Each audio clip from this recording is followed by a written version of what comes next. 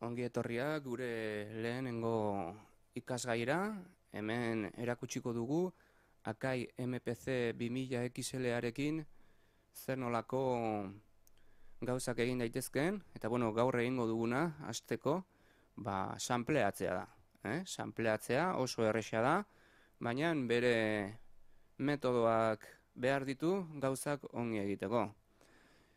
Aipatu behar, aparatu oso zaharra dugula, 1988 urtean hartu zuen fama handia, baina bere modelo zaharragoak eta berriagoak berriro hartu dute izen handia, eta gaur egun edozein modelorekin egin dezakegun funtzionamendu eta prozesamendu antzekoak egiteko aukera ematen gaitu aparatu honek. Guazen erritmo bat aukeratzera eta horretarako diska oso mitiko bat musika elektronikoan Rae and Christian bikoteak egin zuten diska hau agian ezagutuko duzue, baina gutxi gora bera Northern Sulfuric Soul izeneko diska dugu eta Rae and Christianek egin zuten. Gutxi gora bera. Goazen astera guri gustatzen zaigun erritmo batekin, beste erritmo bat sortzeko, sampleatuko duguna.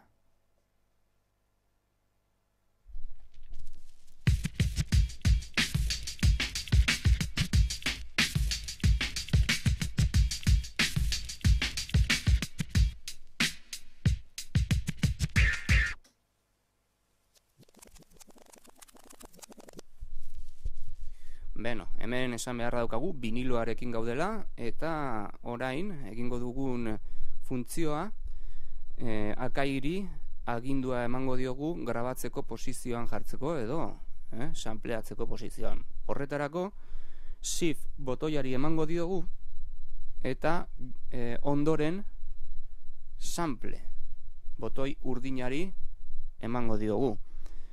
Biak batera egon behar dute, baina lehengo Shift eta gero sample. Hori egingo dugu oraintxe. Sample preparatuta dago. Neurtuko dugu, pixka bat erritmoa ondo sar dadin. Ni normalean erdialdean jartzen dut grabaketa ganantziarentzako grabaketa. Hemen ganantzia daukagu. Eta grabatzeko ganantzia hau erdialdean jartzen dut beti, 12 kaldera. Orduan, jarriko dugu hor gutxi gora bera seinale hon bat sartzeko eta tresloaderi agindua emateko, ondo grabatzeko eta zatitxo polit bat ateratzeko. Goazen berriro, lehengo erritmoa entzun duguna, oain sampleatzera.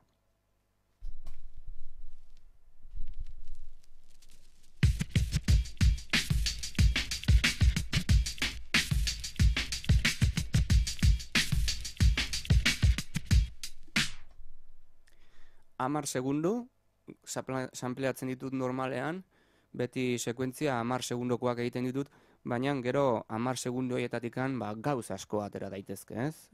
Kasu hontan, 10 segunduko erritmo bat sampleatu dugu, eta horretarako keeperi emango diogu. Keep da F5, automatikoki ateratzen da pantailan beste pantailatxo bat grabaketa bukatu ondoren, eta keeperi emango diogu. Orduan, keeperi ematen diogu, eta hori esan nahi du, beste grabaketa bat jarraian egin dezakegula. Baina gu hemendikan aterako gara, zeren grabaketa horrekin nahiko gustora geratu gara. Goazen orain main screenera, eta hasierako pantailatxo aterako zaigu, beti bezala, eta oraingo honetan, egingo duguna da, Shift botoiari eman, eta Trim editorera, joango gara. Editorean gaude, eta hor aterako zaigu win bat, soinuaren winak grafikoki azalduko zaizkigu ikusteko non nahi dugun aukeratu soinua eta zatia. Orain, egingo duguna da pixka bat soinu eroa, aukeratzeko zatitxoa.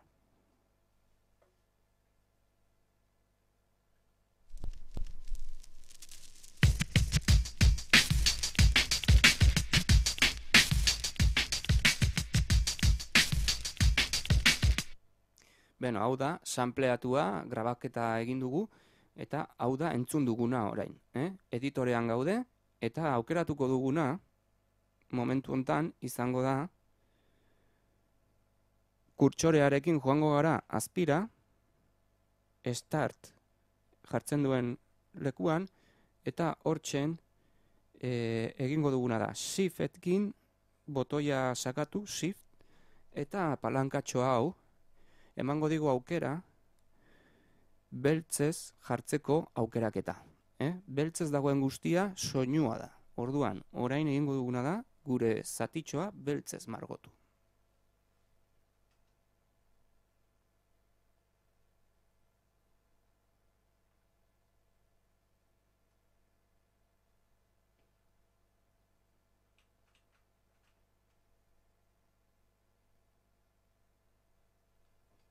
Adibidez, zati bat aukeratu dugu eta botoi guztiak zati berdina jartzen dute pantaila honetan, botoi guztiak soinu berdina ematen bai dute, sample berdina. Orduan hemen sample honekin egin duguna da aukeraketa bat, 10 segundu haietatik agian 2 edo 3 segundu dira bakarrik, eta adibidez hau izan daiteke. Hori da aukeratu duguna. Ez zaigu gustatzen noski, oso moztuta eta deskonpasatuta gelditzen delako. Beno, niri behintzat ez zaigu gustatu. Orduan, aurrerago joango naiz, zatia luzatzeko. Horretarako berriro, shift, eta note variation after edo father, hemen daukaguna, erabiltzen dugu berriro, aukerak eta luzatzeko.